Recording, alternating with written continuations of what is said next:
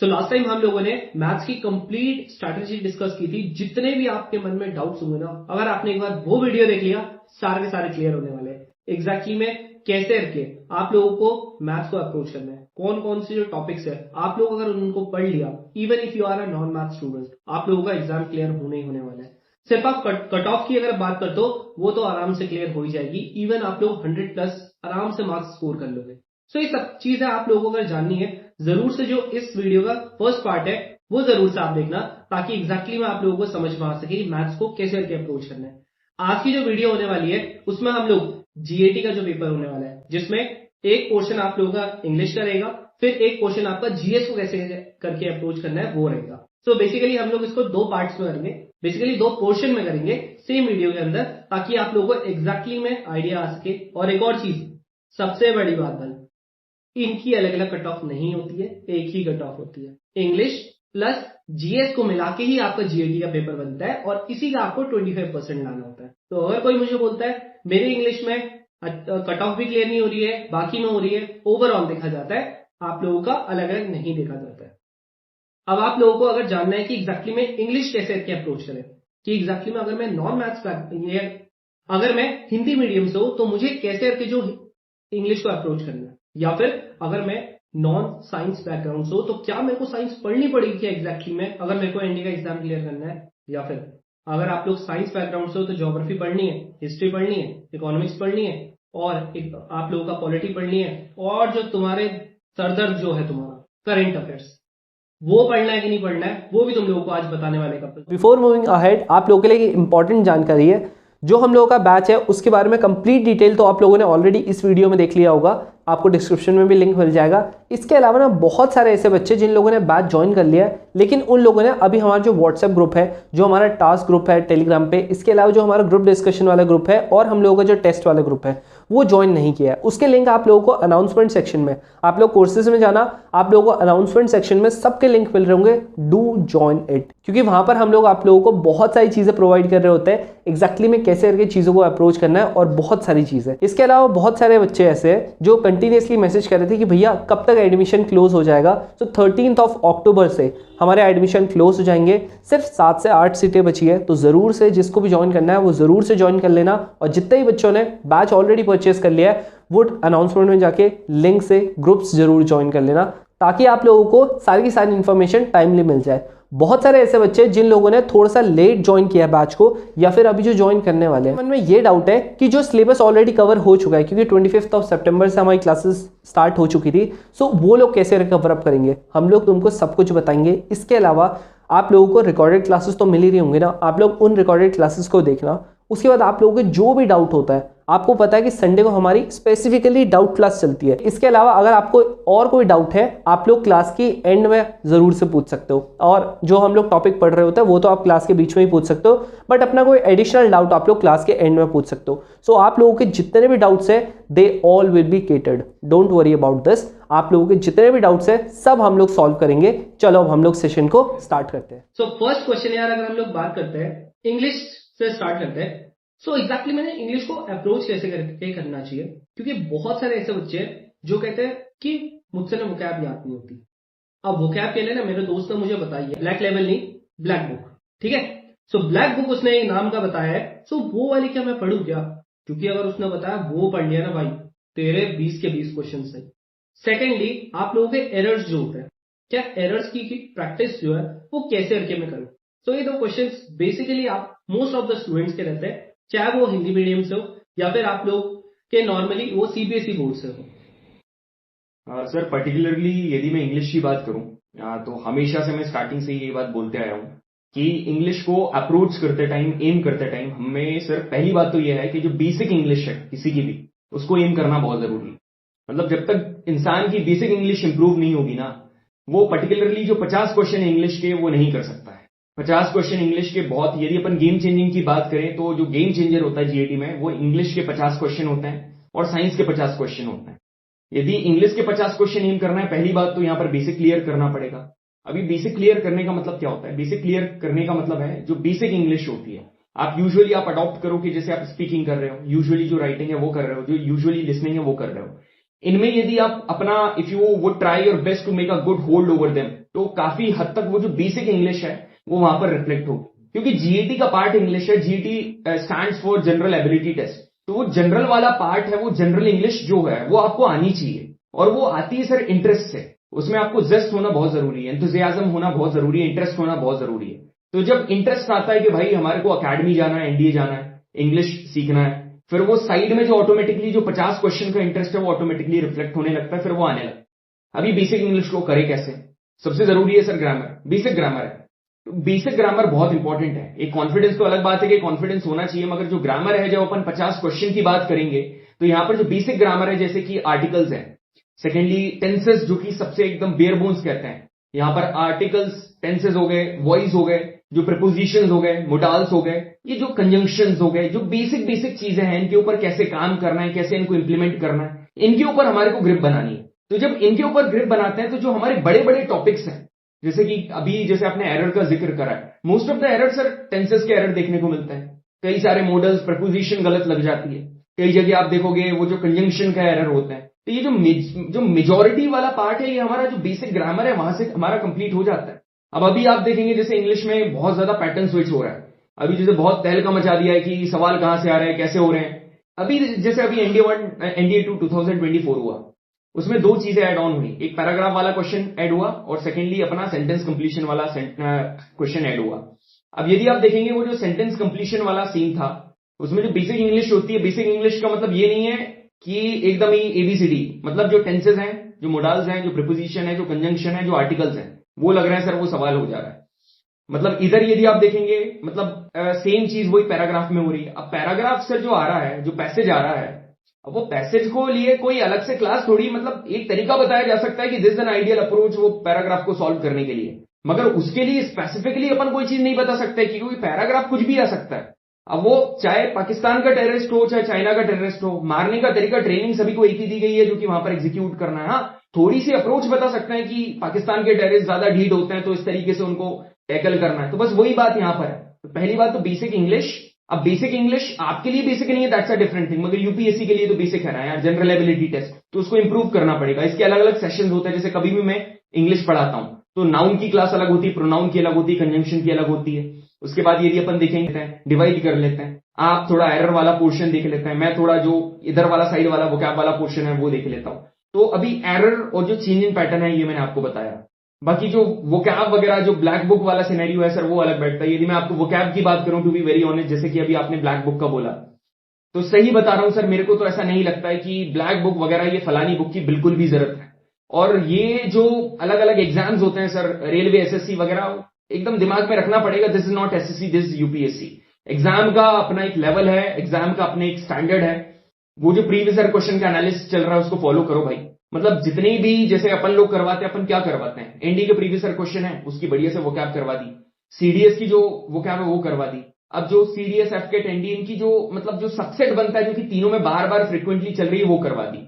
ये कर सकता है कोई भी, यदि सेल्फ स्टडी से कर रहा है वो भी कर सकता है, मगर करने का तरीका होता है। एक क्वेश्चन है, 4 ऑप्शन है, इसका सिनोनिम क्या होगा, कुछ भी है। अब जैसे ब्लंट है और उसका आंसर है कैंडिड, तो सिर्फ यहीं पर स्टक नहीं हो जाना है। उसके जो 3 ऑप्शन गिवन है, तो ऐसा भी हो सकता है कि जो 3 ऑप्शन गिवन है आने वाले टाइम में वही एक क्वेश्चन बन जाए, तो उनको भी हमारे को 6-7 सिनोनिम उसके तैयार रखना है। तो ये बेसिक वोकैब को डील करने का तरीका है, बस एकदम सिंपल स्ट्रैटेजी है सर ये। सो इन एंड ऑल अगर हम लोग बात करें, previous year questions plays an important role in English as well. So अगर हम लोग देखें in maths also it plays a very crucial role, the same goes with English, ठीक है। अब अगर हम लोग यहां पर और थोड़ा सा अगर हम लोग इन डेप्थ एनालिसिस करें, तो एग्जैक्टली मैंने वोकैब फिर कहां से पढ़ूं, वो तो पढ़ लिया। सो क्या कोई ऐसा सोर्स है जहां से मेरे को डायरेक्टली मिल जाए सारा के सारा काम? सो इसके लिए है, एक्चुअली मैं बताता हूँ, हम लोगों ने ऑलरेडी टेलीग्राम पे पीडीएफ शेयर कर रखी है, यहाँ पर तुम लोगों को दिख रही होगी वोकैब की।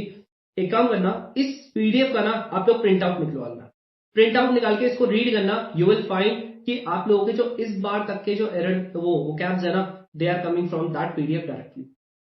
और जो एक सेशन हम लोगों ने लिया था, कपिल सर ने लिया था यूट्यूब पे, सो वहां पर भी तुम लोगों को बहुत सारे वोकैब्स दिख रहे होंगे।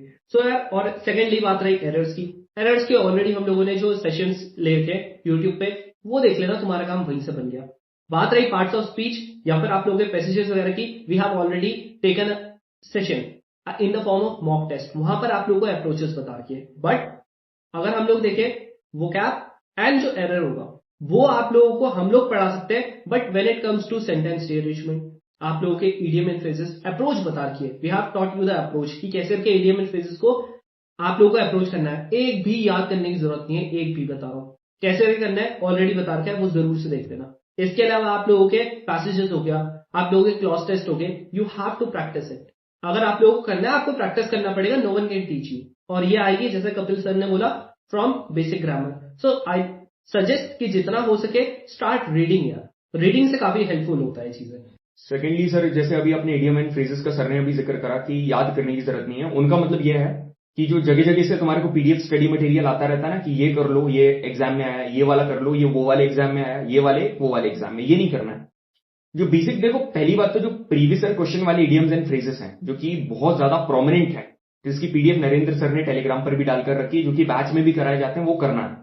मगर उसके साथ में जैसे अभी आप देखोगे एक यूट्यूब पर वीडियो भी डली है नरेंद्र सर की, जिसमें उन्होंने क्लियरली आपको बताया कि इडियम्स एंड फ्रेजेस जो फ्रेजेस हैं उनको एलिमिनेशन से कैसे करना है। सीधा सीधा दो ऑप्शन एलिमिनेट हो जाते हैं, बचते हैं दो, उसमें से हाई प्रोबेबल वाला कैसे चूज करना है।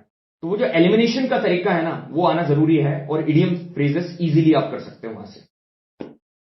और वही एलिमिनेशन का मेथड आप लोगों का वोकैब में भी लगता है, कई बार एरर्स में भी लगता है। वही चीज आप लोगों का जो बाकी के, अगर आप लोग पीक्यूआरएस कर रहे हो, यानी कि अभी तुम्हारे उसमें आता नहीं है, वो सीडीएस का पैटर्न है बेसिकली, आप लोगों का पैरा सिंबल्स, उसमें भी वही चीज होती है। यानी कि आप लोगों का, और कई बार ऐसा होता है कि आप लोगों को क्लॉज टेस्ट में जो 4 ऑप्शंस दिए जाते हैं वहां पर भी होता है। सो एलिमिनेशन मेथड इंग्लिश में it is your brahmastra, simple सी बात है। अगर आप लोगों ने वो चीज सीख ली, काम बन गया। अब देखो इंग्लिश का मेरे हिसाब से ये, अब अगर एक मान लेते हैं एक हिंदी मीडियम का बच्चा है, सो वो कैसे करके एग्जैक्टली में अपनी इंग्लिश की प्रिपरेशन को स्टार्ट करे। मतलब अभी उसे मान लेते हैं बहुत कम आता है, उसने बड़ी मुश्किल से उसने अभी अपनी 10th के बोर्ड्स पार किए थे, ठीक है, तो वो एग्जैक्टली में कैसे करके इंग्लिश को अभी अप्रोच करें। सर जो भी जैसे नॉन इंग्लिश बैकग्राउंड से बिलोंग कर रहा है, कोई हिंदी मीडियम गवर्नमेंट स्कूल से पढ़ा हुआ है, तो एकदम सटीक तरीका बता रहा हूं सर। यहां पर जैसे कि अपन बात करते हैं ना, जो ह्यूमैनिटीज वाले बैकग्राउंड से आते हैं, वो बहुत ज्यादा सरपीट, मतलब बहुत ज्यादा सर मारने कहां पर लगते हैं, 11th 12th की फिजिक्स के ऊपर। आइडियली अपन उनको बेसिकली इसको अपन एज सच अभी टच नहीं कर रहे हैं। अपन बोलते हैं कि भाई जो तुम्हारी स्ट्रेंथ है उसके ऊपर काम करो। जैसे ज्योग्राफी तुम्हारा अच्छा है, ऑलरेडी पढ़ के आया, तो उसको अच्छा कर लो। सेम चीज मैं यहां पर क्या बोलूंगा सर, जो नॉन इंग्लिश वाला बैकग्राउंड से आ रहा है, भाई तू क्यों एरर के ऊपर अननेसेसरी एनर्जी वेस्ट कर रहा है, क्यों कर रहा है सर। उसको जो सबसे पहली बात है, ऑलरेडी उसको पता चल गया कि भाई मेरे को इंग्लिश सीखना है, क्योंकि 50 सवाल आ रहे हैं हमारे यहां पर, और आगे चल के एसएसबी देना है, एनडी में सस्टेन करना है। मतलब बेसिक इंग्लिश आनी चाहिए एसएसबी में सस्टेन करने के लिए। कॉन्फिडेंस ज्यादा इंपॉर्टेंट है, मगर पावर ऑफ एक्सप्रेशन भी इंपॉर्टेंट है। तो यहां पर जब उसने ये चीज करना चालू करा, तो यहां पर उसको देखना पड़ेगा कि जो एकदम ऐसी चीज है जिस पर कम समय देकर ज्यादा आउटपुट निकल सकता है, जैसे वोकैबुलरी, ठीक है, वोकैबुलरी ऐसी चीज है, जैसे इडियम्स एंड फ्रेजेस का एलिमिनेशन वाला पार्ट जो भी आपने बताया, ठीक है, जैसे पैसेज है, वो जो पैसेज है उनको एम कर सकता है, क्योंकि आने वाले टाइम में मेरे को लग रहा है यही जो ट्रेंड है फॉलो होने वाला है लॉन्ग टर्म के लिए। अब वो पैसेज है वो कर सकता है। अब ये चीजें कैसी होंगी सर, अब ये पैसेज वगैरह समझ में नहीं आ रहा है, राइटिंग कर सकते सर, रीडिंग कर सकता है। जितनी ज्यादा बेसिक रीडिंग करेगा इंटरेस्ट के साथ, उतना ज्यादा इंप्रूव होगा। डेली रीडिंग करो, न्यूज़पेपर रीड करो, या फिर जो तुम्हारे को अच्छा लग रहा है वो रीड करो। अब थर्डली मैं बोलूंगा सर, ग्रामर को ऐसा नहीं है कि मैंने मना कर दिया तो छोड़कर चले जाना है। भाई बेसिक ग्रामर पढ़ना पड़ेगा, जैसे कि टेंसेज हुए, हर बंदे को आने चाहिए, बेसिक चीजें हैं। और हम लोग सर, मैं कराता हूं, मैं बेसिक टेंस कराता हूं, एकदम जीरो से स्टार्ट करवाता हूं, टेंसेस पढ़ाते हैं। जो वॉइस है, एक्टिव वॉइस, पैसिव वॉइस, ये पढ़ो। जब हल्का सा क्वेश्चन आता है ना हमारे दिमाग में कि यहां पर विच ना लग के दैट क्यों लगा, है ना, यहां पर ये ना लग के ये क्यों लगा, नीदर नॉर के साथ ये क्यों लगा, ईदर और के साथ ये क्यों लगा, तो ये क्यूरियोसिटी अंदर से आना चाहिए। और जब ये क्यूरियोसिटी आएगी कि ऑन की जगह ओवर क्यों लगा, तो भाई उठकर प्रीपोजिशन भी पढ़ ले, मतलब उठकर यहां पर मॉडल्स भी पढ़ ले अलग से कि यहां पर शुड की जगह ऑट टू क्यों लगा। ये तो इंटरेस्ट जब अंदर से आएगा, धीरे धीरे करके टॉपिक पढ़ते जाओ, मगर उतना पढ़ो जितना अपन से सस्टेन हो रहा है, बस। तो मेजर फोकस करना है जहां से क्वेश्चन आ रहे हैं, वोकैबुलरी के 20 सवाल आपको करना है, इडियम्स एंड फ्रेजेस, आपको पैसेज के ऊपर फोकस करना है। जब बेसिक ग्रामर के ऊपर फोकस करोगे वो, और सबसे जरूरी गेम चेंजिंग पीक्यूआरएस। यदि आपको सेंटेंस बनाते आता है, मतलब सेंटेंस बेसिक की सब्जेक्ट है, फिर हेल्पिंग वर्ब है, फिर मेन वर्ब है, फिर ऑब्जेक्ट है, ये बेसिक चीजें आती है ना, तो वो जो पीक्यूआरएस, में तो सीधे पीक्यूआरएस बोलता हूं, मैं तो सेंटेंस रीअरेंजमेंट भी नहीं बोलता हूं, वो सीधा पीक्यूआरएस है। और सीधा मार्क्स देकर जाता है। इसके ऊपर फोकस कर रहे हैं। This is the clear cut idea for non English background. अब वन मोर थिंग यार, यहाँ पर हाउ टू रिवाइज यार, क्योंकि बहुत सारे बच्चों की ये क्वेरी रहती है, इस वोकैब जब हम लोग याद करने के लिए जाते हैं ना, most of the time we forget how to revise, how to sustain vocab for a longer time. मैंने आपसे मैथ्स में क्वेश्चन पूछा था कि मैथ्स को रिवाइज करने का सबसे सटीक तरीका क्या है। आपने जो चीज पहली बोली थी वो बोला था भाई पहले नोट्स बनाओ, पहले नोट्स बनाना जरूरी है। सेम चीज मैं बोलूंगा, चाहे वोकैब इंग्लिश का कुछ भी कर रहे हो भाई, सबसे पहले तुम्हारे को बनाना है नोट्स, प्रॉपरली नोट्स बनाने, एकदम सटीक नोट्स बनाने हैं, ठीक है। मतलब कुछ भी हो, नोट्स एकदम प्रॉपर बनाने हैं और ऐसे बनाना है। फॉर एग्जांपल कोई भी एक वर्ड है, जैसे वोकैब का यदि आप पर्टिकुलरली जिक्र कर रहे हैं, तो कोई एक वर्ड लिखा है, ठीक है, जैसे कि आपने लिखा है डायरेक्ट, ठीक है, तो उसके बहुत सारे सिनोनिम है, स्ट्रेट फॉरवर्ड, कैंडिड, ब्लंट, ठीक है, एकदम अनहेजिटेटेड, तो ये लाइन से वहां पर सिनोनिम लिख दिए। अब एंटोनिम लिखना है तो लाल कलर का पेन यूज कर लो, वहां पर 3 लाइन और छोड़ दो, 3 लाइन छोड़कर वहां पर उसके एंटोनिम लिख दो बहुत सारे। अब वो 3 लाइन इसलिए छोड़ी है, खुदा ना खास्ता कल को न्यूज़पेपर रीड कर रहे हो, खुदा ना खास्ता मन बहुत विचलित होता है, दूसरे एजुकेटर से पढ़ने चले गए, वहां पर एक नया तुम्हारे को वोकैब पता चल गया, तुम बोलोगे ये तो कपिल भैया नरेंद्र भैया ने बताया नहीं। अरे भाई ठीक है नहीं बताया, बहुत सारी वोकैब होती है, उसको उठाकर वहां पर जॉट डाउन कर ले, कोई दिक्कत थोड़ी ना है। तो बस ये नोट्स बनाना बहुत जरूरी है। और रिवाइज कैसे करना है, बार बार पूरा रीड करना है, जैसे लाइन से बार बार उसको रीड करें। और सर अभी जैसे अभी अपन देखें इंडिया 2025 5-6 महीने हैं, जब बार चीजें अपन बार उसको रिवाइज करते हैं और प्रीवियस क्वेश्चन करने जाते हैं, तो जब बार बोलते जाते हैं ना वो चीज को, तो कई बार सोते टाइम भी हमारे दिमाग में वो जो पूरी सीरीज है ना वो याद आ जाती है। तो ये करना है, पहले नोट्स बनाना है, बार उसको सुबह शाम बोलकर देखना है, एक फिक्स टाइम बना लो कि अपने को इतना करना है। और इंग्लिश का रिवीजन सही बता रहा हूं सर, एक ओनली ऐसा सब्जेक्ट है जिसको रिवाइज करने में सबसे कम समय लगता है, वो है सर इंग्लिश। सबसे कम समय लगता है और लोग इसी को स्किप कर देते हैं। तो बस यही तरीका है सर, रिवीजन करने का, नोट्स बनाओ और बार उसको बोलकर रिवाइज करो और क्वेश्चन प्रैक्टिस करो, प्रीवियस क्वेश्चन, और जो एडिशनल टेस्ट वगैरह है उनको दो, वहां से जितने भी कंसेप्ट पढ़े उनको इंप्लीमेंट करो, दैट्स इट। यहां पर अभी तुमको थोड़ा सा यहां पर समझने की जरूरत है। मैथ्स की अगर बात करते हैं और इंग्लिश की बात करते हैं, मैंने कभी नहीं बोला कि मैथ्स में आप you just read all the questions, नहीं, मैंने क्या बोला, मैंने कहा लिख के करो practice, but when it comes to English just read it. इसीलिए हम लोगों को ना आसान काम करने में मजा नहीं आता, और इंग्लिश आपका ऐसा सब्जेक्ट है जो सबसे आसान है, रिवाइज करना सबसे आसान है, सबसे ज्यादा मार्क्स देके जाएगा भाई, फिर भी क्यों करना है, आसान चीजें थोड़ी, आसान चीजें करनी ही नहीं है भाई ने, अपन तो माउंटेन ड्यू पीते हैं, है ना, तो आसान चीजें क्यों करेंगे भाई। सो यहाँ पर यार थोड़ा सा आपको समझना पड़ेगा, यू हैव टू सी कि कहां पर आप लोगों को मैक्सिमम रिवॉर्ड मिल रहा है, तो वो आप लोगों को थोड़ा समझना पड़ेगा। आई होप एक लास्ट क्वेश्चन, अगर जो बच्चा अभी से चाहता है कि मुझे एसएसबी की प्रिपरेशन करनी है, ठीक है, so how he can prepare for SSB, specially the English part, कि भैया मैं तो इंग्लिश बोल नहीं पाता, कैसे करके वहां बोलूंगा, वहां तो हिंदी मीडियम वाले बच्चों को सीधा भगा देते हैं भेड़ बकरियों की तरह। Sir how to speak English, ये सबसे मेजर क्वेश्चन होता है। कमेंट में इतने सारे क्वेश्चंस हैं, मैसेजेस में इतने सारे क्वेश्चंस हैं। सो एग्जैक्टली में अगर आप एक हिंदी बैकग्राउंड से हो, सो एग्जैक्टली में आप लोग कैसे करके इंग्लिश को अप्रोच कर सकते हो, specially not the written part but the communication part, that is speaking part. Sir, particularly like whenever we are talking about communication, so having a command over grammar, rather than this, the most important ingredient is the confidence. ठीक है, वो जो confidence है वो major impact create करता है sir, क्योंकि जब अपन कम्युनिकेशन की बात करेंगे तो सर वहां पर आप यदि गलत ग्रामर भी बोलेंगे ना सर, वो चल जाएगी सर। यदि मैं बोलता हूं कि I go bed late in the night, और यदि मैं बोल रहा हूं I am go bed late in the night, अब मैं इतने कॉन्फिडेंस से बोल रहा हूं कि वो वहां पर गलत लगेगा नहीं, but when we are talking about grammar ये चीज गलत है। तो कम्युनिकेशन स्किल की बात करेंगे सर, पहली चीज सेल्फ कॉन्फिडेंस चाहिए, कॉन्फिडेंस बिल्ड करना पड़ेगा। ये कॉन्फिडेंस आता है सर प्रैक्टिस से, आपको प्रैक्टिस करनी पड़ेगी। प्रैक्टिस करने का सबसे सटीक तरीका यह है, और इनडायरेक्ट यहां से एसएसबी की तैयारी भी हो सकती है, अपने आप को जानो, ठीक है, खुद को जानो। For example what you are, आप बेसिक चीजों से शुरू करो, you know these are the small things that creates the huge impact. आप अपना इंट्रोडक्शन लिखो, हु यू आर, ठीक है, हु आर यू, वो सारी चीजें आपने पूरा लिखा।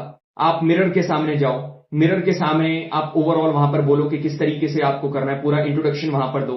स्टार्टिंग में नहीं होगा, एक पहली बार में नहीं होगा, ठीक है, it can not be done immediately but it will be done definitely, एक टाइम के बाद वो जरूर होगा। ऐसा कर सकते हैं। यूजुअली रीडिंग करो, और रीडिंग करने सर अब जैसे आपको भी पता है, कई लोग ऐसे हैं जो बिना न्यूज़पेपर रीड करे रिकमेंड हो जाते हैं अपने स्टूडेंट्स भी हैं। अमन देख लो, कहाँ न्यूज़पेपर वो तो इवन एसएसबी में भी ये बोलकर आया है कि मेरी हैबिट ही ये नहीं है कि न्यूज़पेपर वगैरह रीड करना। तो वो सारी चीजें हैं। तो जो तुम्हारे इंटरेस्ट में चीजें हैं ना, वो तुम्हारे को करना पड़ेगा। जो भी इंटरेस्ट में आ रहा है उसको रीड करो, और रीडिंग करते करते ये चीजों को इंप्लीमेंट करो। ये बहुत इंपॉर्टेंट पार्ट है। तो जैसे जैसे करोगे, आप रीडिंग करो, आप जाकर प्रैक्टिस करो।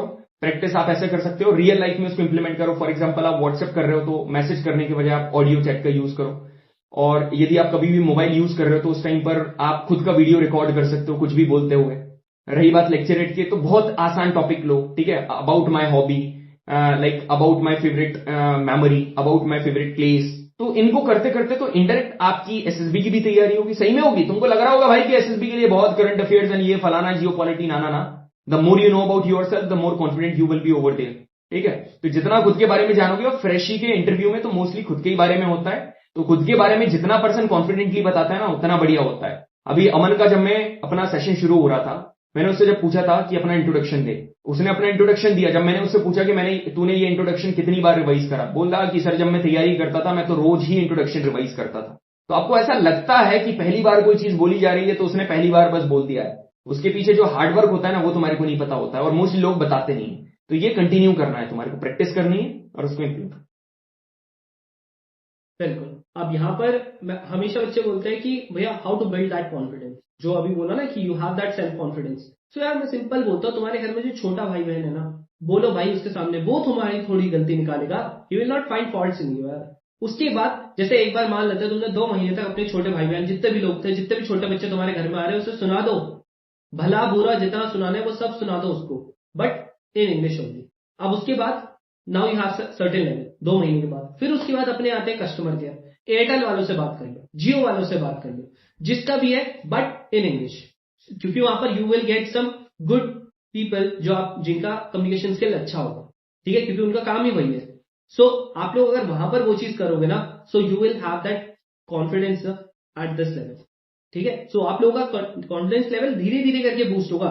ऐसा नहीं होगा कि आप लोग एक दिन इंटरव्यू में जाओगे, मूड होगे वो वाले गार्नियर मेंस फेस वॉश से, फिर ये चारकोल वाले से, और बिल्कुल आप लोगों को आ जाएगा, नहीं भाई, ठीक है।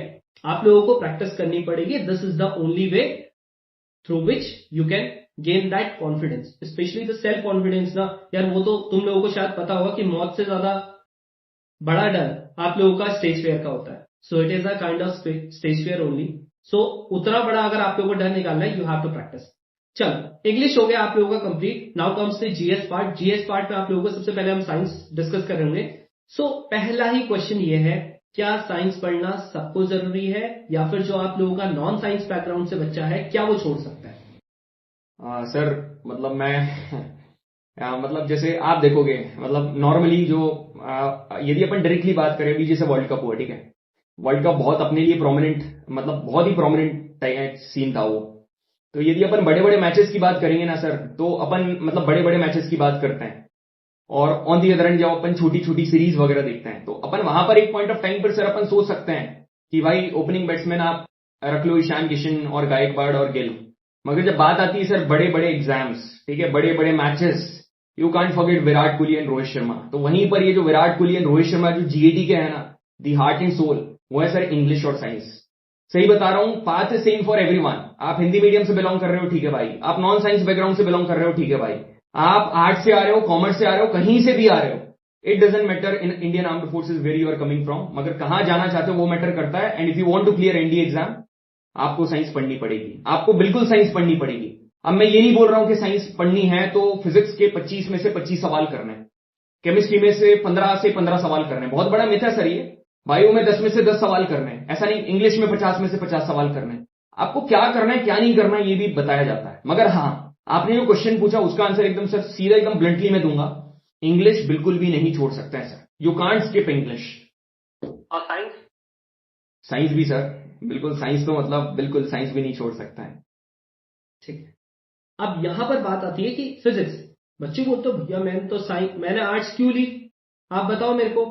मैंने आर्ट्स इसीलिए ली क्योंकि भाई साइंस से तो इतना डर लगता था, साइंस में बड़ी मुश्किल से मेरे 40 मार्क्स तो आ गए थे। तो अभी मैं कैसे करके अप्रोच करूं? सर वो ऐसा होता है ना, 9th 10th में टीचर ही ऐसे मिल जाते हैं कि वो पर्टिकुलर सब्जेक्ट में दिक्कत आने लगती है। मतलब मेरा ओपिनियन ऐसा होता है ना सर कि कभी भी अपने पास्ट एक्सपीरियंसेस के हिसाब से अपने प्रेजेंट को जज नहीं करना चाहिए। कोई उस टाइम पर यदि वो चैप्टर के ऊपर ग्रिप नहीं बनी तो इसका 100% दोष ना आपको जाता है ना 100% टीचर के ऊपर जाता है, दोनों का इक्वली जाता है। मेरा मानना ऐसा है कि यदि मैं पर्टिकुलरली साइंस में कोई भी एक कंसेप्ट पढ़ा रहा हूं, फिजिक्स पढ़ा रहा हूं, उसमें मोशन का कोई भी मैंने एक न्यूमेरिकल करवाया, सेकेंड इक्वेशन ऑफ मोशन लग रही है, ठीक है, S is equal to UT plus half T square. अब वहां पर सर यदि वो चीज यदि आर्ट्स वाले स्टूडेंट को भी समझ में नहीं आती ना, तो वो कहीं ना कहीं मैं ले लेता हूं कि मेरा फॉल्ट है इसलिए उसको समझ में नहीं आ रही है, भले ही वो अपनी तरफ से पूरी कोशिश कर रहा है उसको समझने के लिए। तो ये पास्ट एक्सपीरियंसेस हैं। जब ऑथेंटिक जगह से, मैं तो सीधे बोल रहा हूं सर, जब ऑथेंटिक जगह से पढ़ते हैं जहां पर एक्चुअली में चीजों को फील करा जाता है, जो रियलिटी बताई जाती है ना, तो वो जो चीज है आपको मतलब करवा दी जाती है और आपका जो इंटरेस्ट है उस चीज में उसको बढ़ा दिया जाता है। तो यहां पर तो सर चाहे वो जो आर्ट्स वाला स्टूडेंट है उसको ये एक चीज दिमाग में होना चाहिए कि यार मेजर पार्ट है वो 9th-10th का है। मैं मान रहा हूं कि 9th-10th से आप पूरे सवाल नहीं कर सकते हो, मगर हां जो ऐसी चीज जिसमें आपका अच्छा हाथ नहीं है आप उसको एक कंट्रोल में लेकर आ सकते हो। तो 9th-10th की एनसीईआरटी जो साइंस के लिए है, मैं बोलूंगा कि एक ब्रह्मास्त्र है जिससे आप और भी नेक्स्ट लेवल जा सकते हो। तो वो चीज करना सर मतलब कर सकते हैं वो लोग, क्योंकि सर आप एक बात बताइए, यदि कोई भी बंदा ह्यूमैनिटीज लेकर 12th क्लास में पहुंचा है तो क्या सर वो 9th-10th नहीं पढ़ सकता है? क्या आप खुद बताइए। बिल्कुल पढ़ सकता है, ऑफ कोर्स पढ़ सकता है। तो 9th-10th में पढ़ने में, और सर एक ऐसी चीज जब वो 11th-12th में आया, जैसे आपने बोला उसने ह्यूमैनिटीज लिया है, जब वो ह्यूमैनिटीज से नरेंद्र सर से मैथ्स पढ़ सकता है, मैथ्स में वो ट्रिगो के फंक्शंस पढ़ सकता है, लोगैरिथम पढ़ सकता है, तो फिर वो 9th-10th के फिजिक्स केमिस्ट्री बायो क्यों नहीं कर सकता है? बिल्कुल कर सकता है सर, बस एक तरीका होता है किस तरीके से करवाना है। तो वो जो थोड़ा तरीका अपना अलग होता है उस तरीके से काफी आसानी हो जाती है। That's it. अब कई बार ऐसा होता है ना, जब हम लोग 9th में होते हैं तो हमको 9th का सिलेबस बहुत टफ लग रहा होता है, लेकिन जब हम 10th में आते हैं हम लोगों को लगता है यार इसमें मेरे को आती है यार कंफ्यूजन, ये इतना बच्चों वाला क्वेश्चन। सो ऐसा होता है। सो भले ही आप लोगों का 9th एंड 10th आप लोगों के बेसिक्स उतने अच्छे ना हो, but definitely when you come in class 11th और 12th 9th and 10th will be easier for you. Simple सी बात है, जिस तरीके से पढ़ाते हैं ना यार चीजें, इवन आप लोग यूट्यूब पे पढ़ रहे हो ना, आप लोगों को सब कुछ समझ में आएगा। अब एक और क्वेश्चन ये रहता है, बच्चे कहते हैं भैया ठीक है बायोलॉजी आप लोगों की 9th-10th की आ रही है, केमिस्ट्री आप लोगों का 9th-10th का आ रहा है एक दो क्वेश्चन को छोड़ के, लेकिन फिजिक्स के तो अगर 25 क्वेश्चन आ रहे हैं उसमें से आपके 7 से 8 क्वेश्चन जो 11th-12th से कभी कभी आ जाते हैं। सो यार वो 11th और 12th का पार्ट है, क्या मैं एनसीईआरटी पकड़ लूं एक? पहली बात तो मतलब जो वीडियो को देख रहे होंगे ना उनको ये आपकी बात एकदम ध्यान से सुननी पड़ेगी, मतलब एक एक वर्ड सुनना, एकदम वाइजली यूज करा है। 7 से 8 क्वेश्चन फिजिक्स में कई बार देखने को मिलते हैं, कई बार, ठीक है। केमिस्ट्री के 15 क्वेश्चन उसमें से 3-4 क्वेश्चन बाहर के मिलते हैं कई बार, ठीक है। तो हम मतलब जो चीज रियल है वो एक्चुअली में तुम्हारे को यहां से पता चल रहा है। तो सर पर्टिकुलरली यदि अपन बात करें ना, तो मैं वापस से बोलूंगा साइंस के 50 क्वेश्चन आप 9th-10th से नहीं कर सकते, दिस इज द रियलिटी। अब इसमें अपन टुकड़ों में अपन तोड़ते हैं चीजों को। यदि फिजिक्स की बात करें तो फिजिक्स की पर्टिकुलरली जब अपन बात करेंगे 25 सवाल फिजिक्स के आते हैं, ऑन एंड एवरेज बात कर रहे हैं, कई बार 23 देखने को मिलते हैं, कई बार 22, कई बार 24। तो फिजिक्स के 25 सवाल में से सर यदि आप देखेंगे ना, बस 7 से 8 सवाल, मतलब 6 से 7 सवाल ऐसे होते होंगे जो 11th-12th से आते हैं, और वो भी जो सवाल आते हैं ना सर वो थ्योरेटिकल पार्ट होता है। मैं जैसे डायरेक्टली आपको बताऊं हीट एंड थर्मोडायनेमिक्स, ठीक है, एकदम थ्योरेटिकल है, सीधा थ्योरी पढ़ा दिया जाता है। सेकेंडली यदि मैं आपको बताऊं साउंड एंड वेव्स, उसमें जो एसएचएम आता है, सिंपल हार्मोनिक मोशन, वो देखने को मिलता है। और यहीं पर सर जैसे वो जो लाइट में आता है ना माइक्रोस्कोप, और उसके बाद पेरिस्कोप, टेलीस्कोप वाला कंसेप्ट, वो यहां पर थोड़ा सा देखने को मिलता है। थोड़ा सा यदि अपन बस इतना आता है। और न्यूमेरिकल्स की यदि मैं बात करूं तो इलेक्ट्रिसिटी से वो जो पर्टिकुलर जो आजकल सीरीज वगैरह आने लगी हैं, थोड़ी कुछ चीजें करने लगे हैं जिसमें हल्के से कुछ कंसेप्ट बताए जाते हैं। अब जैसे 10th में आप लाइट पढ़ोगे, उसमें इलेक्ट्रिसिटी पढ़ोगे, तो उसमें आपको यदि पैरेलल और सीरीज में कॉम्बिनेशन है तो आपको वही पढ़ाया जाएगा R1 + R2 + R3, या फिर 1/R1 + 1/R2 + 1/R। मगर जब 11th-12th में आते हो तो थोड़ी कुछ टिप्स ट्रिक्स बता दी जाती है, इनको वहां पर थोड़ा इंप्लीमेंट करना पड़ता है। तो यदि मैं बताऊं ना सर, ये जो 7 से 8 सवाल है, यदि कोई नॉन साइंस बैकग्राउंड से आ रहा है, यदि इनको हल्का सा इग्नोर भी कर देना तो बचे हुए सर जो 17 सवाल है ना, 17 से 18 सवाल, वो इजीली कर सकता है। और इनके लिए सर 9th-10th के ऊपर बहुत ही तगड़ा होल्ड चाहिए। और ये जो 9th-10th के ऊपर तगड़ा होल्ड मतलब कि एनसीईआरटी पढ़ लें, मगर वो एनसीईआरटी किताब ही ऐसी के पढ़ते हुए बोर आ जाता है। अब उसमें भी ये देखना पड़ता है कि किस चीज को ज्यादा पढ़ना है, किस चीज को कम पढ़ना है। अब जो चीज को ज्यादा पढ़ना है ये पता चलता है प्रीवियस क्वेश्चन के एनालिसिस से। अब मैं जैसे पढ़ाता हूं, मैं एनालिसिस के हिसाब से ज्यादा इंफेसिस कराता हूं। अब जो चीज पूछी जा ही नहीं रही उसके ऊपर अननेसेसरी क्यों फोकस। अब जैसे सर बायो है, बायो में वो एक चैप्टर आपने भी देखा होगा, heredity and evolution, 10th class में। भाई साहब उसमें वो जो मेंडलीव्स का क्रॉस और वो क्या, मतलब पढ़ते पढ़ते जब मैं एक्चुअली 10th क्लास में था उसको कंप्लीट करने में बहुत समय लगा था, वो याद ही नहीं होता था और उससे सवाल भी सच नहीं आते। तो क्यों करना है उसको, अननेसेसरी नहीं करना है। तो वही चीज है, क्या करना है क्या नहीं करना है, ये 9th 10th की एनसीईआरटी में भी मैटर करता है। अब जो करना है वो अच्छे से करना है। सेकेंडली सर फिजिक्स की बात करूं तो यहां पर जैसे कि कोई भी न्यूमेरिकल कर रहे हैं, जैसे फॉर एग्जांपल एक्सरसाइज का कोई क्वेश्चन है, तो वहां पर वो जो एक्सरसाइज का एक पर्टिकुलर न्यूमेरिकल है ना, वो एक सिंगल न्यूमेरिकल बहुत बड़ा न्यूमेरिकल है।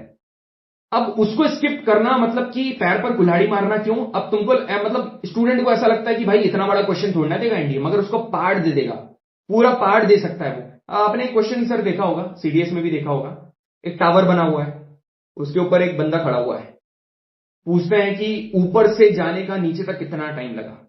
ठीक है, तो वो जो टावर के ऊपर खड़ा है मैक्सिमम हाइट तक का निकालते हैं, फिर मैक्सिमम हाइट से नीचे तक का निकालते हैं। अब इसमें सर बहुत ज्यादा मतलब टाइम कंज्यूम होता है। अभी तक एनडी ने सिर्फ एक बार ये क्वेश्चन पूछा, सिर्फ एक बार, आई थिंक 17 या 16 में बस। ठीक है, अब ये क्वेश्चन का यदि आप बोलोगे ना हाफ वाला पार्ट की टावर की मैक्सिमम हाइट से वो ऊपर वाली मैक्सिमम हाइट तक कितनी बार पूछे, तो ये क्वेश्चन सर 3 से 4 बार पूछा हुआ है।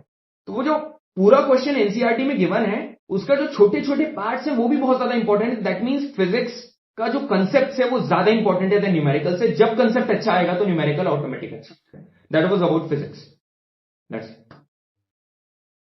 अब यहां पर ना तुम लोगों को जब तुमने क्वेश्चन सुना होगा, एम्फेसिस इसीलिए किया था कि कई बार 6 से 7 क्वेश्चन आ जाते हैं, बट तुम कहते हो भैया मुझे तो हर बार दिखते हैं 6 से 7 क्वेश्चन, मुझे तो 10 भी दिखते हैं। एक्चुअली में पता क्या है, जब एनसीईआरटी में आप देखोगे ना एकदम लाइन बाय लाइन रीड करना है 9th 10th की एनसीईआरटी, उसमें कुछ कुछ पार्ट आपके 11th 12th के आपके डाल रखे हैं उसमें। जैसे हम लोगों को लगता है इलेक्ट्रिक फील्ड आप लोगों की सिर्फ और सिर्फ 11th 12th में दी गई है, नहीं भैया 9th 10th में भी गिवन है। और डायरेक्टली प्रॉपर्टी बेस्ड क्वेश्चन आते हैं, which of the following is not correct, ये आता है, समझ रहे हो। जैसे अक्सर वो वाला आता है कि आप लोगों की जो मैग्नेटिक फील्ड लाइंस होती है वो आपका लूप बनाती है लेकिन इलेक्ट्रिक फील्ड लाइंस भी बनाती है। सो ये क्वेश्चन आ जाता है। सो इस तरीके से ना आप लोगों को पहले एनसीईआरटी को एकदम अच्छे से पढ़ना पड़ेगा। बात आई न्यूमेरिकल्स की, न्यूमेरिकल्स का बता दिया कि एक एनसीईआरटी का क्वेश्चन प्लस आपका प्रीवियस ईयर का क्वेश्चन कर लो। तुम लोगों का जो न्यूमेरिकल का पार्ट है ना वो तो सब हटने वाला है। बात रही अगर उसको टफ भी बनाना है ना पेपर, वो 2 से 3 न्यूमेरिकल आप लोगों के 11th 12th से डालेगा, वरना नहीं डालेगा। अगर आप लोग एक्सपेक्ट करो कि भैया क्या मैं उनके लिए भी जाऊं, भाई साहब आप लोगों को ना फिर तो प्रिपरेशन छोड़ दो, क्योंकि दिमाग सच में अगर आप पे है, गधे और घोड़े वाली वापस से बात आ जाती है। अगर आप सच में घोड़े हो तभी एनडीए के लिए अप्रोच करो, भाई दूसरे वाले कैटेगरी के लोग नहीं करेंगे, समझ में। फिर एसएससी जीडी सही है।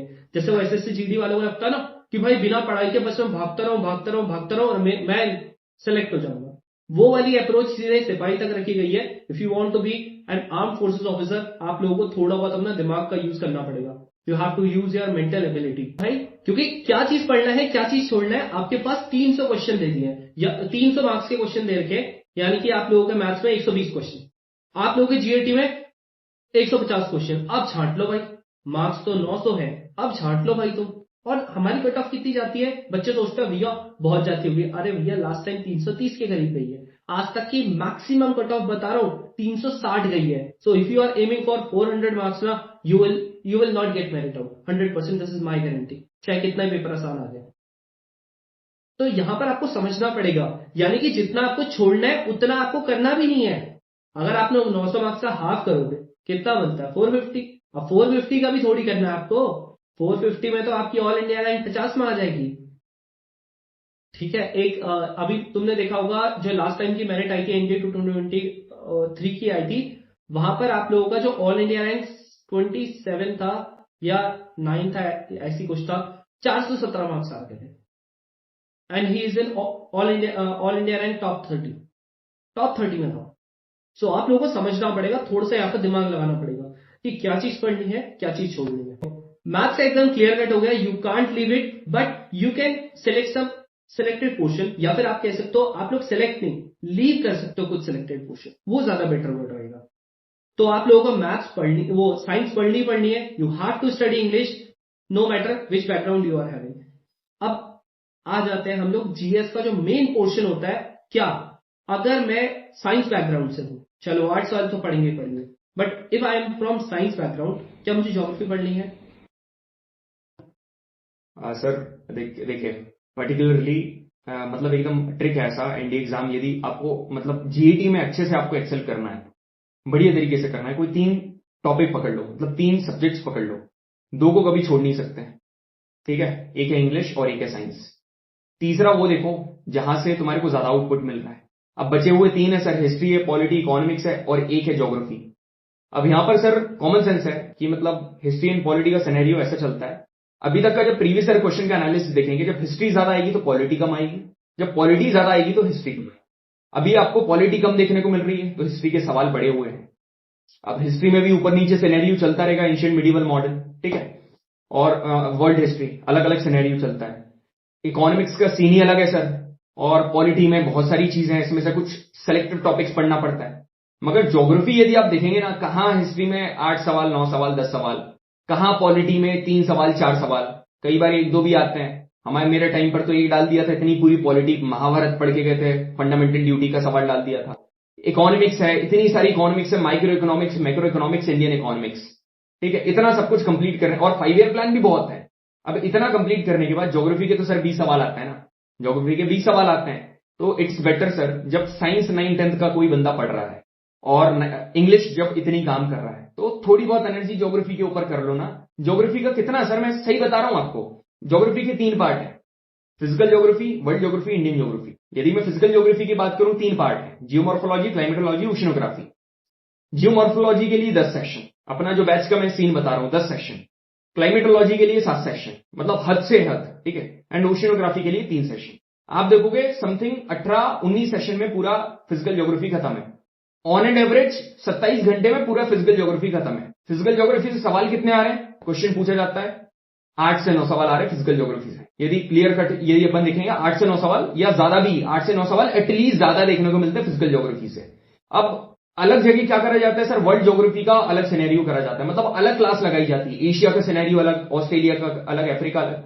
ये हम नहीं कराते भाई। हमारा यदि वॉल्केनो चल रहा है, वॉल्केनो के तुम्हारे को बताए जा रहे हैं कि बाथोलिथ, लैकोलिथ, फैकोलिथ, ये सारे ये पार्ट हैं, तो वहीं पर ये भी बता दिया जाएगा कि माउंट किलिमंजारो अफ्रीका में है, ठीक है, वहीं पर ये बता दिया जाएगा कि मौना लोआ तुम्हारा यूएस में हवाई आइलैंड पर है। तो वो जो हवाई आइलैंड और अफ्रीका है, ये वर्ल्ड ज्योग्राफी हो गई है, और जो फिजिकल ज्योग्राफी है वो यहां पर कंप्लीट हो गई है। अब रही बात इंडियन ज्योग्राफी की, सर इंडियन ज्योग्राफी में तो मतलब ऐसा बनाकर रखा है ना, मछली बाजार, फिश मार्केट, भाई ये नहीं करना है। ये यूजुअली क्या करते हैं, कुछ लोग ऐसे हैं कि कई, मैं देखो तुम्हारे को रियलिटी बता रहा हूं, कुछ एजुकेटर ऐसे हैं जो सीडीएस की, मतलब ये चीज बढ़िया, जैसे नरेंद्र सर है, ठीक है, he clear CDS exam recently. English हम दोनों भाई मिलकर पढ़ाते हैं, इंग्लिश वो भी पढ़ाते हैं, मैं भी पढ़ाता हूं। सीडीएस का एग्जाम के लिए इंग्लिश अच्छे लेवल की पढ़नी पड़ती है, कुछ प्रोमिनेंट किताबें हैं उन्होंने कंप्लीट कर रखी हैं, सीडीएस के प्रीवियस ईयर क्वेश्चन कर रखे हैं। अब इसका मतलब ये नहीं है कि उन्होंने वो चीज उधर पढ़ रखी है तो एनडीए वालों के ऊपर थोप दी जाए। ये वो बहुत सस्टेन करते हैं, रेजिस्ट करते हैं, सेम चीज मैं भी करता हूं अपने सिलेबस में। अब ये चीज यदि ऑन दी अदर हैंड कोई अदर एजुकेटर में देखता हूं ना, जो एसएससी भी पढ़ा रहा है, सीडीएस भी पढ़ा रहा है, एनडीए भी पढ़ा रहा है, वो क्या करेंगे भाई, एसएससी की चीजें एनडीए में डाल देते हैं। अरे जब आ ही नहीं रही है तो क्यों डालना, 3 साल में एक बार आ रही है तब भी वो क्यों डालना है। तो इंडियन ज्योग्राफी में पोर्ट्स के ऊपर फोकस करो, रेलवे के ऊपर फोकस करो, अपना वाटरवेज के ऊपर फोकस करो, अपने मिनरल्स के ऊपर फोकस करो, कोल्स के ऊपर फोकस करो, अपने जितने भी ड्रेनेज रिवर्स हैं उनको अच्छे से पढ़ लो, ठीक है, इनके ऊपर आपको मेजर फोकस करना है, जहां से तुम्हारे को ज्यादा मार्क्स लेकर जाएंगे, बस ये करना है। पोर्ट्स के ऊपर भी। अब ये बहुत सही बोला, देखो हम लोग ना तुम पे ज्यादा थोपते नहीं ये चीजें, ठीक है, अगर हम लोगों को पता है कि नहीं आ रही है चीजें तो नहीं आ रही भाई, फिर हटाओ उसको साइड में। जैसे जीएस में हम लोग अगर सीडीएस की बात करें, भाई साहब काफी कुछ पढ़ना पड़ता है, ठीक है, इन डेप्थ चीजें पढ़नी पड़ती है, बट ऐसा थोड़ी है कि मैं जबरदस्ती तुम लोगों को पढ़ा दूंगा, ठीक है। तो ये थोड़ा सा आपको चीजें समझनी पड़ेगी, ज्योग्राफी पढ़ना ही पढ़ना पड़ेगा नो मैटर व्हाट। अब बात आती है हिस्ट्री, पॉलिटी और इकोनॉमिक्स की। क्या हिस्ट्री के कुछ ऐसे इंपॉर्टेंट टॉपिक्स है क्या जो मैं पढ़ सकता हूं? वैसे ये तीनों के तीनों छोड़ने को बोला है, तो अगर मैं थोड़े से एक बार वापस से तुम लोगों को बताऊं, 150 क्वेश्चन आ रहे हैं फॉर 600 मार्क्स। सो आप लोगों के 50 क्वेश्चन इंग्लिश के यानी कि 200 मार्क्स, 50 क्वेश्चन साइंस के यानी कि 200 मार्क्स, टोटल मिक्स 400। फिर आते हैं आपके 20 क्वेश्चन आप लोगों के अराउंड ज्योग्राफी के यानी कि 80 मार्क्स, 480 मार्क्स यही हो गया out of 600। Now comes remaining 120 marks. So 120 marks में से अगर मैं थोड़ा सा अपने हिसाब से बताऊं, सो बाइफर्केशन ऐसा रहता है आप लोगों का कि आप लोग करंट अफेयर्स के 7 से 10 क्वेश्चन आ रहे होते हैं, यानी कि अगर मैं 10 क्वेश्चन मान के चलता हूं तो 40 मार्क्स आपके बन गए, ये कितने 520 मार्क्स। अब बाकी के जो 20 क्वेश्चन होता है ना, उसमें आप लोगों के ये 3 सब्जेक्ट झूल रहे होते हैं। सर मतलब पहली बात तो ये आंसर देने के पहले मतलब एक चीज दूंगा, मतलब सही बता रहे हैं, मतलब तुम स्टूडेंट्स वगैरह ये वीडियो को देख रहे होंगे, उनसे पर्टिकुलरली पहले तो मतलब हमारे को दोनों को प्राउड फील होता है कि पर्टिकुलरली जैसे मैं हूं, मेरे को मैथ्स की इन्फॉर्मेशन है, नरेंद्र सर हैं, उन्हें जीडी की इन्फॉर्मेशन है। इसका सीधा रीजन है कि we cleared our NDA exam, तो दोनों को एक दूसरे की चीजें पता रहती है। ऐसा नहीं है, हमारे साथ कभी आज तक ऐसा क्लैश नहीं हुआ कि यार आज मेरा ज्योग्राफी का सेशन है तो वो एक्सटेंड हो गया है तो मैथ्स की क्लास कम कर दो, मैथ्स ज्यादा है तो जीएटी कम। We understand the value of each other, ठीक है। इवन आपने देखा होगा, मैं खुद बोलता हूं, कई बार बैच में बोलता हूं कि जीईटी को थोड़ा साइड में रख देना, मैथ्स को कर लेना। आपने नरेंद्र सर को अभी सुना होगा लास्ट वाले सेशन में कि मैथ्स को यहां पर ये चीज साइड में रखना, मगर जीईटी को इंपॉर्टेंस देना। तो ये चीजें काफी बढ़िया है कि जो एक्चुअली टॉपिक है, तुम देखते होगे हम लोग डायरेक्टली कैसे बता देते हैं। अभी हमारे को ये तक याद है भाई, मेरे को भी याद है कि मैथ्स में अभी कौन से टॉपिक से कितने क्वेश्चन है। अभी जैसे नरेंद्र सर ने बताया कि जीईटी में कौन से टॉपिक से कितने क्वेश्चन अभी पूछे गए थे, वो उनको भी याद है। So this is the power of this particular platform. अब हाँ सर ने अभी जो पर्टिकुलर क्वेश्चन पूछा था, हिस्ट्री, पॉलिटी, इकोनॉमिक्स, ठीक है, यहां पर तुम्हारे को एकदम डायरेक्टली बता दे रहा हूं। देखो, यदि आप साइंस बैकग्राउंड से बिलोंग कर रहे हो, यदि आपका बायो है, सब्जेक्ट है, आपको नीट की तैयारी भी करना है, मगर अंदर से आपको इच्छा हुई है इंडियन आर्म्ड फोर्सेस में ऑफिसर बनना है, ठीक है, तो यहां पर पर्टिकुलरली आप चाहो ना तो हिस्ट्री, पॉलिटी, इकोनॉमिक्स, मतलब इकोनॉमिक्स को छोड़ दो, पॉलिटी को छोड़ दो, ठीक है, हिस्ट्री को छोड़ दो, आप छोड़ सकते हो, बिल्कुल छोड़ सकते हो। टू बी वेरी ऑनेस्ट, आप छोड़ सकते हो। मगर यदि आपके पास ज्यादा समय है, अभी जैसे अभी आप इंडिया 2025 देखोगे, आपके पास 6 महीने हैं, सही बता रहा हूं, 6 महीने में तीनों के भी इंपॉर्टेंट टॉपिक्स आप कर सकते हो। कैसे? हिस्ट्री में आप पढ़ने जाओ मॉडर्न हिस्ट्री, ठीक है, क्योंकि यार मॉडर्न हिस्ट्री का ट्रेंड ना पहले बहुत था, बीच में थोड़ा सा लो गया, अब धीरे से वापस आ रहा है। अभी एनालिसिस के हिसाब से बताऊं ना, मॉडर्न हिस्ट्री धीरे धीरे करके ग्रो कर रहा है, हर बार क्वेश्चन बढ़ रहे हैं, number of question modern history के बढ़ रहे हैं। सेकेंडली, मॉडर्न हिस्ट्री सिर्फ आपको रिटन एग्जाम में हेल्प नहीं करेगी, आपको एसएसबी में कॉन्फिडेंस देगी। जब आपको पता चलेगा ना, जितने भी प्रोमिनेंट लीडर्स थे, जो पेट्रियोटिक फ्रीडम फाइटर्स थे, उन्होंने कैसे करके वो जो मूर्ख लोग अपने यहां शासन करा था, कॉलोनियल रूल था, कैसे करके कितनी सारी चीजें आई, non cooperation movement, civil disobedience movement, किस तरीके से इंडियन नेशनल कांग्रेस के सेशन हुए, सूरत स्प्लिट, ये स्प्लिट, वो स्प्लिट, आखिरी से लेकर पूरा आखिरी तक। तो जब जो ओवरऑल ब्रिटिश वाला पीरियड पढ़ोगे ना, यहां से मोस्टली क्वेश्चन देखने को मिलते हैं आपको, यहां पर इंटरेस्ट आता है पढ़ने में, तो मॉडर्न हिस्ट्री पढ़ो। एंशियंट मेडिवल पर ज्यादा फोकस करने की जरूरत नहीं है। मैं मान रहा हूं मेडिवल से फिर हल्का सा बढ़ रहा है, कभी एंशियंट से बढ़ जाता है, तो मैं वही बोल रहा हूं, यहां पर फ्लक्चुएशंस बहुत है, क्यों अपना दिमाग खराब करना है। मॉडर्न पढ़ो और बाकी साइड में किस्मत हुई तो सवाल देखने को मिलेंगे, नहीं हुई तो आपको एसएसबी में वो चीज हेल्प करेगी। सेकेंडली, पॉलिटी की बात करूं, पॉलिटी छोड़ो, यदि पढ़ना है तो इंपॉर्टेंट टॉपिक्स बता दे रहा हूं, आप पढ़ो क्या, जैसे कॉन्स्टिट्यूशन है, छोड़कर नहीं जा सकते हैं, कॉन्स्टिट्यूशन पढ़ सकते हो आप। फंडामेंटल राइट्स पढ़ो, इंपॉर्टेंट, सिर्फ इंपॉर्टेंट, ठीक है। फंडामेंटल ड्यूटीज पढ़ो। इसके बाद आप क्या पढ़ सकते हो, जैसे मेजर है जो डीपीएसपीज है, इनको थोड़ा देख सकते हो, बहुत छोटा टॉपिक है। और आखिरी में जाकर जो प्रोमिनेंट पर्सनैलिटीज हैं, प्रेसिडेंट, प्राइम मिनिस्टर, सीजेआई, आपके अटॉर्नी जनरल ऑफ इंडिया, इनकी कुछ क्वालिटीज, फीचर्स, कैसे हल्का सा इलेक्शन कैसे होता है, ऊपर आप थोड़ा पढ़ के जा सकते हो। क्योंकि अभी आप देखोगे वो रिट वाला सवाल आया है, सुप्रीम कोर्ट वाला वो सवाल आया है, तो ये कोई और वो पूछा, वो अभी वो सवाल आया था शेड्यूल 7, आप इंपॉर्टेंट शेड्यूल 10 शेड्यूल है, पढ़ लो भाई, सवाल आ जाएगा। तो ये बेसिक चीज है।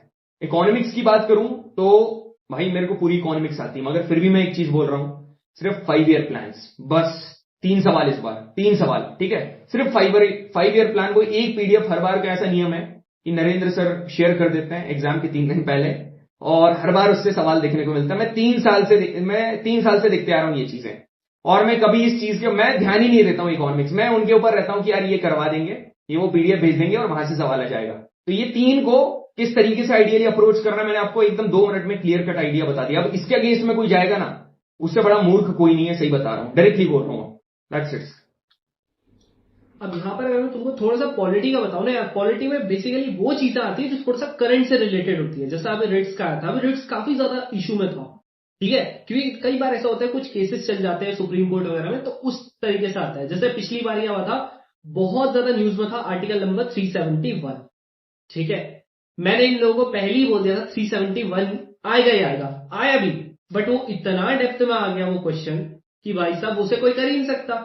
सो आप लोगों को थोड़ा बहुत समझना पड़ेगा। अगर आप पॉलिटी की बात करो तो पॉलिटी को, जैसा कपिल भैया ने बोला कि एग्जैक्टली में आप लोग वो कर सकते हो।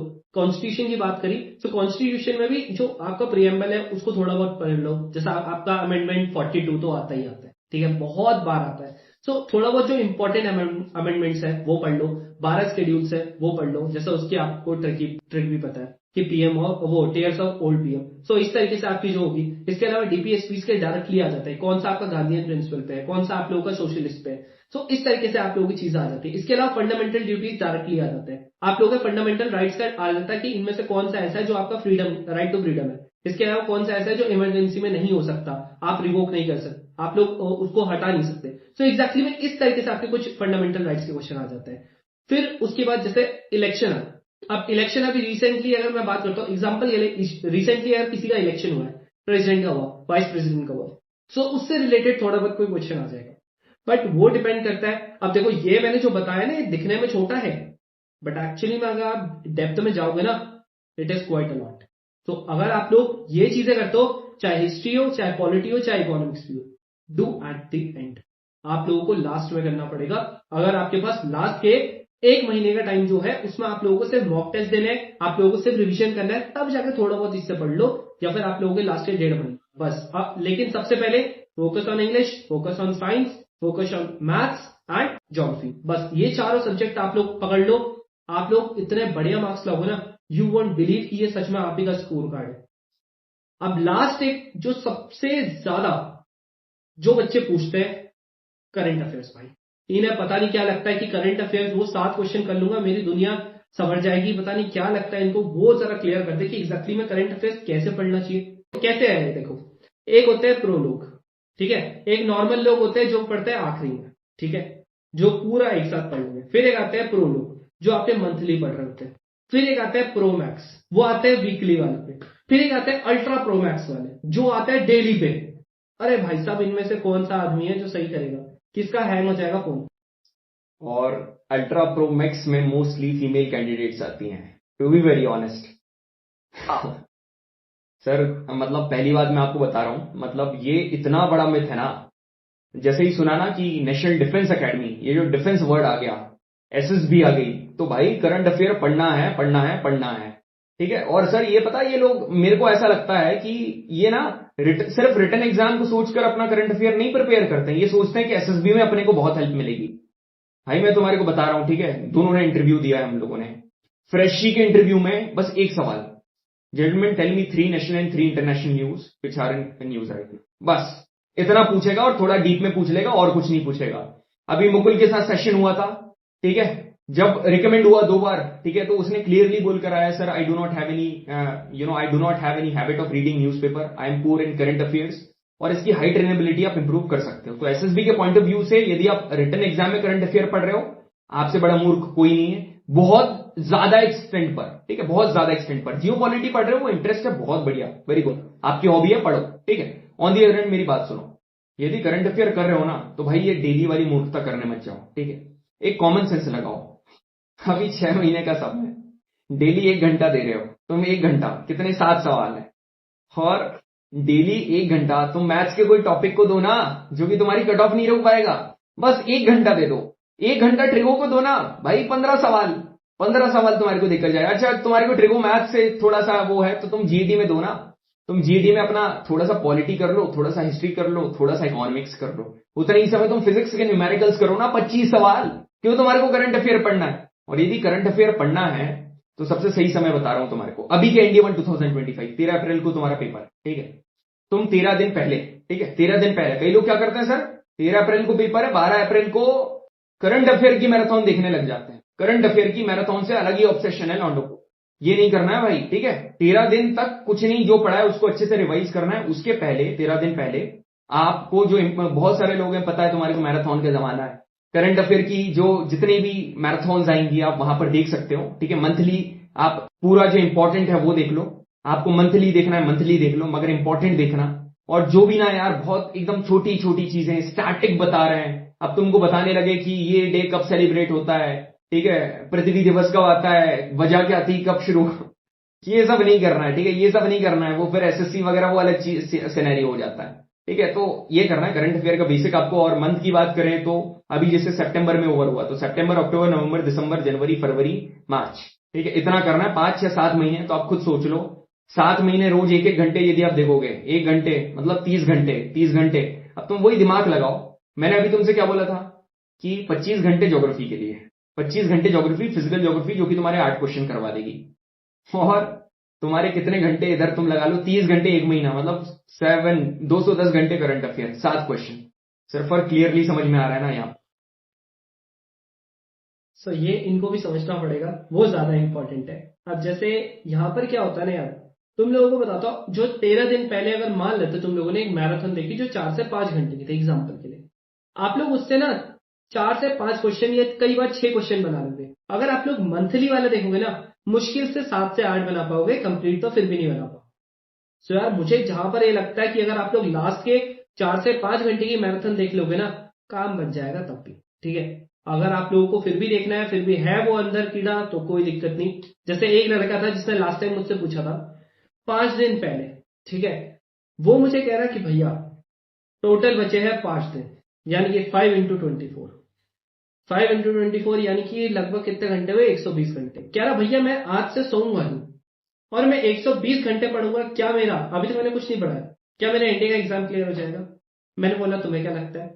कह रहा भैया नहीं होगा। मैंने कहा तो सो जा, अब क्या करेगा? तो अलग अलग होते हैं भाई नमूने। एक साल में कुछ नहीं हुआ तो एक दिन में क्या कर लेंगे यार ये लोग आखिरी के। ये चीजें इनको समझना पड़ेगा, ठीक है। सो मेरे हिसाब से तुम लोगों को मैथ्स का एकदम क्लियर कट आइडिया होगा। जितने डाउट्स होंगे अब कमेंट में, मुझे लगता है कि बहुत लोगों के जितने भी डाउट्स थे वो सारे हमने एक जगह पे कलेक्ट करके पाइल अप करके आप लोगों के सामने रख दिए हैं। This is the reality of maths, this is the reality of GAT. आप लोगों को क्या पढ़ना है, क्या नहीं पढ़ना है। आप लोगों को क्या कोई ऐसा बताता है कि भैया ये सिलेक्टेड टॉपिक करके आप लोग मैथ्स की कट ऑफ निकाल सकते हो, वो ही मैंने तुम लोगों को बता दिया था कि क्या सच में उससे हो सकता है कि नहीं हो सकता है। या फिर आपको जीएटी का बता दिया, जो तुम लोगों को 10-10 घंटे, 20-20 घंटे, 30-30 घंटे की मैराथन्स करवाते, कहते हैं भाई आएगा तो इसी से आएगा। सो वो वाला भी तुम्हारी रियलिटी है, ठीक है। सो वो चीज भी तुम्हारे सामने रख दी है। आई थिंक अब चीजें तुम लोगों को एग्जैक्टली में क्लियर कट आइडिया आ गया होगा, कितना आपको पढ़ना है, कितना आपको नहीं पढ़ना है। ये सारे का सारी चीज मैं तुम लोगों को प्रेफर करूंगा, जिस भी कॉपी में तुम लोग अपनी पूरी प्रिपरेशन कर रहे हो, जिस भी मैं भी तुम्हारे नोट्स है ना, आगे से एक आराम से एक A4 शीट पकड़ना, स्ट्रैटेजी लिख देना उसमें, ये चीजें मेरे को करनी है, ये चीज नहीं करनी है, ठीक है। हमेशा हर हफ्ते उसको देखते रहना उस पेपर को, और जहां पर भी तुम लोग को डाइवर्ट कर रहे हो वापस से रिवर्ट कर जाना उसी बात पे। क्योंकि हम लोगों ने पहले ही बताया था कि आप लोग अगर गलत डायरेक्शन में मेहनत करोगे ना, so you will and up with nothing, कुछ नहीं होगा, ठीक है, कुछ भी नहीं होगा भाई, जीरो पे हो जाओगे, वापस से जीरो पे। यार यदि ये सारी चीजें हमें कोई हमारे पहले या दूसरे अटेम्प्ट में बताता ना, आज हम तुम्हारे साथ इंटरेक्ट नहीं कर रहे होते, फिर हम हमारे जूनियर के साथ बात कर रहे होते उधर अकेडमी में। वो तो है ही बात। तो यार ये चीजें जितनी बताई है ना, these are the most important thing. हर एक चीज का आप लोगों को एनालिसिस दे दिया। सो उम्मीद करता हूं अगर स्टिल आपके मन में कोई डाउट है, यू कैन कमेंट बिलो। हम लोग तुम्हारे जितने जो भी क्वेश्चन होंगे, जो भी आपकी क्वेरी होगी, उसको हम लोग आंसर करेंगे, so that you can clear your India 1 to 25 exam. So thank you very much for watching.